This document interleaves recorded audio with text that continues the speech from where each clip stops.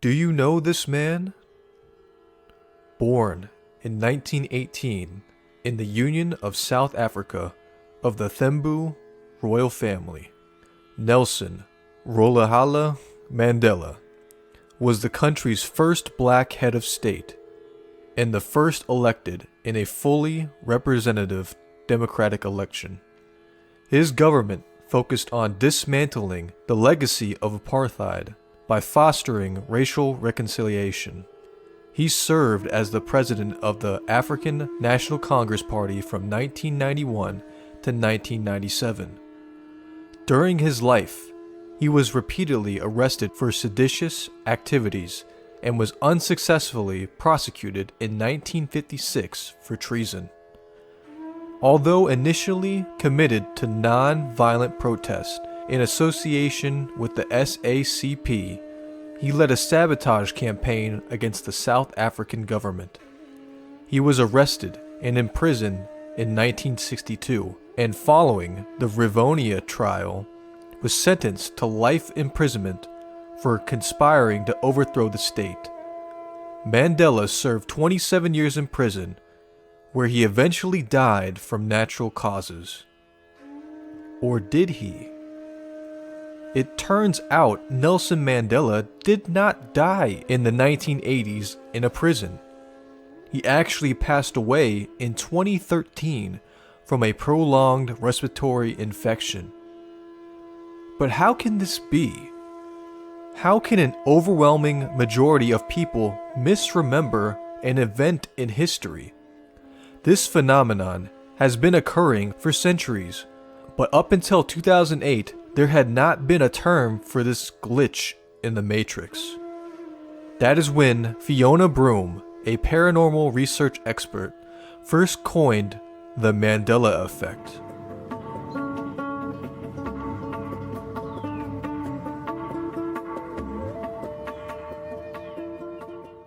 The Mandela Effect refers to a situation in which a large mass of people believes that an event occurred when it did not.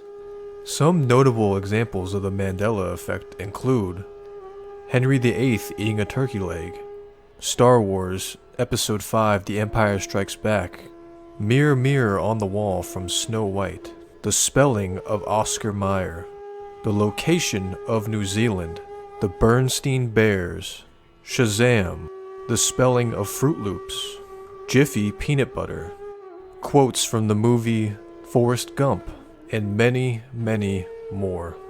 So what is the explanation for the Mandela Effect? There have been many theories, including the simulation or matrix theory, false memories, deja vu, priming, confabulation, and even more. One theory about the basis for the Mandela Effect originates from quantum physics and relates to the idea that rather than one timeline of events, it's possible that alternate realities or universes are taking place and mixing with our timeline. In theory, this would result in groups of people having the same memories because the timeline had been altered as we shift between these different realities. This may sound a little unrealistic, but unfortunately, the idea of alternate realities is unfalsifiable, meaning there is no way to disprove that these universes don't exist. A more likely explanation for the Mandela Effect involves false memories. A notable example of this false memory theory can be traced back to Alexander Hamilton. Most Americans learned in school that he was a founding father of the United States, but he was not a president. However, when people are asked about the presidents of the United States, many people mistakenly believe that he was a president. Why is that? We should consider a simple neuroscience explanation. The memory for Alexander Hamilton is encoded in an area of the brain where the memories for the presidents of the United States are stored. The means by which memory traces are stored is called the engram, and the framework in which similar memories are associated with each other is called the schema. So when people try to recall Alexander Hamilton, this sets off the neurons in close connection with each other, bringing with it the memory of the presidents. Essentially, when memories are recalled, rather than remembered perfectly, they are influenced to the point that they can eventually become incorrect. This results in past memories sometimes being unreliable and infallible. This leads to the likelihood that problems with memory and not alternate universes are the explanation for the Mandela Effect. In fact, there are a number of subtopics related to memory that may play a role in this phenomenon. One example is confabulation, which involves your brain filling in the gaps that are missing in your memories to make more sense of them. Confabulation isn't considered lying, but rather remembering details that never happened. Confabulation tends to increase with age. There is also misleading post-event information. Information that you learn after an event can change your memory of that event. This includes subtle information and helps to explain why eyewitness testimony can be unreliable. And lastly, priming. Priming describes the factors leading up to an event that affects our perception of it, also called suggestibility and presupposition. Priming is the difference between asking how short a person is versus how tall a person is.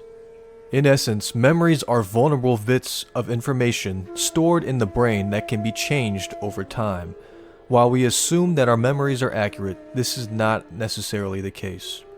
The role of the internet in influencing the memories of the masses should not be underestimated. It's probably no coincidence that consideration of the Mandela Effect has grown in this digital age. The internet is a powerful way to spread information, and with this spreading of information comes the potential of misconceptions and falsehoods to gain traction. People then begin to create communities based around these falsehoods, and what was once in the imagination starts to seem factual.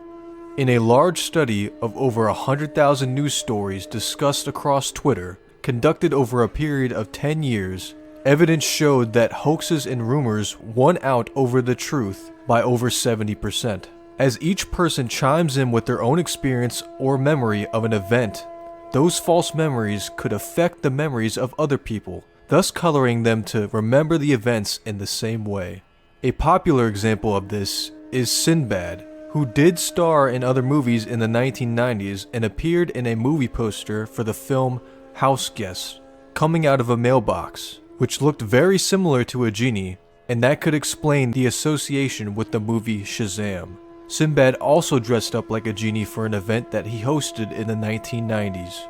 When one person mentioned this movie Shazam, likely on the internet, it altered the memories of other people who tried to recall the movies that Sinbad made from the 1990s. This spread online and in communities until the information appeared to be factual.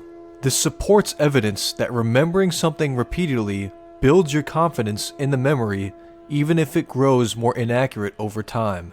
Essentially like a giant game of telephone, where information spread from one person to the next becomes less and less accurate over time, until it doesn't even resemble the original idea.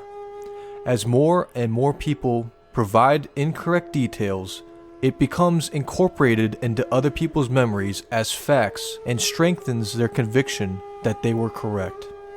There is, of course, another spiritual explanation for these false memories to be occurring.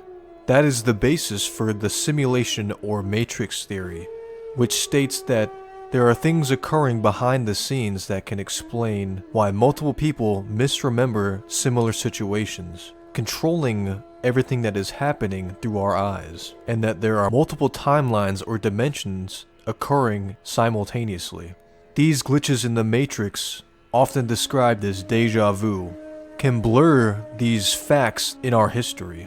In fact, I have a whole separate video on this simulation and matrix theory. If you want to watch that video, a link is provided in the description below. But what do you think? Is there a simple, scientific explanation for this Mandela Effect?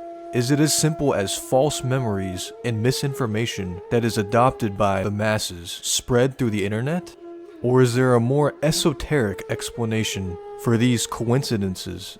Let me know in the comments down below. And that is it for today's video. Hope you guys found some informative value. If you want to support me on this journey I am taking, please hit that like button and subscribe. I plan on making more videos like this 3 to 4 times a week. Some of it will be like this, spiritual information, and also I make videos on newsworthy stuff that's not really covered by the mainstream media. I have also opened a Teespring site where I sell some of my spiritual posters and t-shirts, some enlightenment posters, merchandise. The URL for that website is teespring.com/store/sensei-productions-merch. I will be providing a link in the description and posting it on the video as well. Thank you for watching. You are appreciated. I hope you have a great rest of your day and an amazing year. Namaste.